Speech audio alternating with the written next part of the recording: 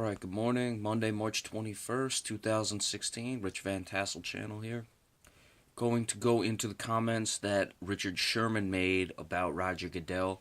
I'm guessing most of you have seen it. If not, I'll post a link. It's just an abbreviated portion of the video in the description section below. But basically, he was discussing two of the rules that are coming up. One, a proposed rule where if you get two personal fouls, you're ejected. Another rule, or just the catch rule, all the nonsense that's going on with that. Quickly, because this is going to open up an entirely bigger issue that I should have discussed with the NFL. I did actually at some point when I discussed the overtime rule change, what the NFL does with rules. But we'll get into that later. First, he made the statement that Roger Goodell is just a suit. He's never played the game. That's what the problem is with the personal fouls. Roger Goodell wouldn't understand. I mean, Roger Goodell did play in high school, didn't make his college team. Whatever you want to go with that. In one aspect, I would not agree with Richard Sherman if we were simply talking about personal fouls like the Odell Beckham situation, which, again, we'll go into more because that's part of the bigger issue. But Odell Beckham Jr. in that game should have been thrown out. I mean, you could any lay person, it doesn't matter who you are, you wouldn't have to play the game to have seen that Odell Beckham Jr. was out of control in that game. Josh Norman to some extent as well, but he should have gotten tossed, and that was it. We're looking at a situation where a guy is throwing punches on the field. He's ear-holing a guy out of nowhere. Those aren't situations where you'd have to play the game to see. Where I would agree with Richard Sherman in that situation is if you're talking about personal fouls, as in, especially for a secondary guy like a Richard Sherman, these passes over the middle where you have guys colliding and you throw a penalty just because the hit looks big. You may not even hit a guy helmet to helmet. It may be a situation where the receiver ducks. It may be a situation where you don't hit the guy in the head, you just hit him, really hard on the shoulder. It looks bad, they throw the flag. This, that, and the other thing. There, I would agree with Richard Sherman because you don't want to eject a guy when you're throwing a flag just because of the appearance of the call, and the league is overly cautious as to what happens as far as concussion-wise and things like that. So I do agree with Richard Sherman there. As far as the catch rule, obviously as a Cowboy fan, you go back to the Dez Bryant catch, which was a catch. This, that, and the other thing. It really should be a lot more simple. I don't know what to say about the catch rule.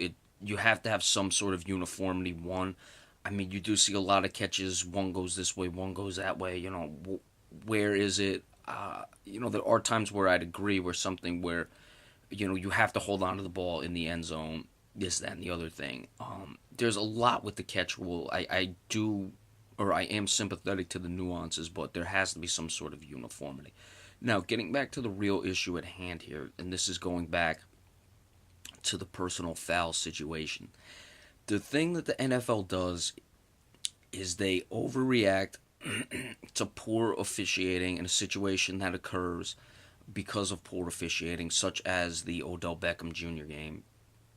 And then they try to make a rule to fix the problem when the problem is you just have to enforce rules or use common sense in the first place. As we were discussing with the Odell Beckham Jr. game, you don't need a rule that says after two personal fouls you're thrown out of the game. You see a guy who starts throwing punches. You see a guy who's ear-holing a guy. You see a guy who's getting, 3 or 4 personal fouls. Anyone who was watching that game could see that Odell Beckham Jr. needed to be tossed. It's really that simple. It's not a situation where you look at it and say, "Oh, well, we messed up. We have to have some sort of uniform rule where two personal fouls ejects a guy because of the problems we just displayed." If we're talking about a situation where a guy gets hit, or a helmet-to-helmet contact, or a split-second play, or even like a cup block, things like that are personal fouls. Anything like that, that's you have personal fouls on what can be normal plays in the game, then you run into a problem. And we discussed this when we were talking about the overtime rule. Again, they were trying to fix a situation where that's not poor officiating necessarily, but they were trying to fix the original rule, which I didn't have a problem with it, and then they overthought it and they gave a stupid rule that's dumb. Again, the one that I really usually harp on is the illegal contact situation. Now, if anyone remembers, the illegal contact really came into the league because in 2003, I'm almost certain, it was either 2003 or 2004, the Patriots were playing the Colts in the playoff game. It was in Foxborough, snowy game. Ty Law and I might have been Asante Samuel still on the team at that time for the Patriots. They were just manhandling the Indianapolis Colts wide receivers. Marvin Harrison, Reggie Wayne, I believe, was on the team at that time. Whoever they were just simply manhandling them, and the refs weren't making the calls. The refs were horrible in that game and just not enforcing, normal pass interference calls that are already on the books. So instead, because clearly the Colts got robbed in that game, instead of making a situation where they're just going to reprimand the officials, or even, God forbid, the NFL should admit that they messed up on something, they decided to change the rule and institute this ridiculous illegal contact rule. Now, people, we've discussed this, they still watch the game anyway. I'm a victim of it, or I'm guilty as it is anyone else. The problem is, though, the illegal contact rule is one of the worst rules there's ever been. I hate seeing games where you have, a play that maybe, 1.5, 2 seconds into a play, that last 6, 7 seconds where a guy throws a pass to the other end of the field, you're giving a team a first down because there was some contact on a receiver 7, 8 yards down the field. When the ball doesn't even go to that receiver. No, I hate the illegal contact rule. It's just a terrible rule, and it came into the league because there was poor officiating and no one wanted to do anything about it. And I mean, same to the even extent with these illegal hits downfield. For years, the NFL looked the other way. Was it bad officiating? To some extent, I would say probably a little bit, but it was mostly just the culture of the NFL. They had terrible a situation where they never enforced any guys getting hit to the head, over wide receivers, over the middle, this, that, and the other thing.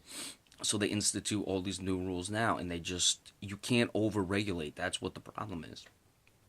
So that's where the bigger issue with the NFL comes into play, and that's why I would give Richard Sherman the benefit of the doubt and agree with him in this situation. While, like we said, I don't agree that because you've never played, you can't assess what a personal foul is. As far as, I mean, using a basketball term, it's like, a technical foul or a flagrant foul or just something that's pure dirty. Any lay person can tell what that is. But if we're talking about nuanced calls where you're enforcing a rule that shouldn't be there in the first place, or using a personal foul to inflict punishment, to send a message as they do to show that the NFL is serious about concussions, that's where I agree with Richard Sherman. That's where the problem is with the suit, so to speak, and that's why I'm going to agree with Richard Sherman in this situation. Alright, so that's it. Remember, we appreciate any and all subscriptions. Tomorrow, the 22nd, we will be doing the weekly NBA report Tuesday. Any other flash alerts or quick takes to anything like this Richard Sherman content, we will bring that to you. Thank you all so much.